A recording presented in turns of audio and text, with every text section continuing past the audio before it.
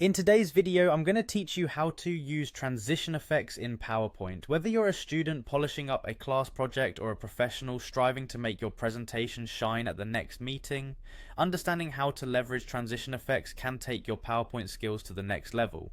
Let's dive right in. First things first, you'll want to open PowerPoint on your computer. This might seem pretty basic, but starting with a fresh document where you can really play around is a good idea, especially if this is one of your first times experimenting with transitions.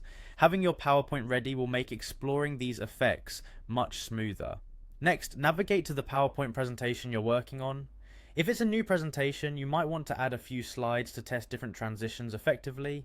Once your slides are ready, you'll need to locate the Transition tab. You can find it at the top of the PowerPoint window right next to the Animation tab. This is your hub for all things transition related. Once you are in the Transition tab, look for the Transition drop-down menu. Clicking this drop-down will reveal a variety of transition effects you can apply to your slides. Each effect has its own unique flavor and feel, and this panel is where your customization journey begins. It's a good idea to take a moment to browse through these options to get a sense of what's available.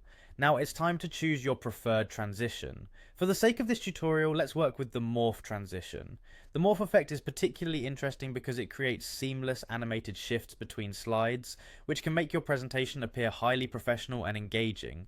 When you select morph, PowerPoint automatically calculates the best way to transition from one slide to the next, using the objects already on your slides. As you apply this transition, think about its impact. Morph can highlight changes and movements in your slides that help convey your message more dynamically.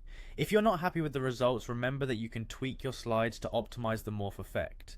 This might involve adjusting the size, position, or even shapes of objects on your slides for the best results. Exploring different transitions and considering the mood you want to create in your presentation can be quite rewarding. Don't hesitate to try out a few other transitions from the drop-down list to see what feels right for your presentation. And there you have it, a better understanding of using transition effects in PowerPoint.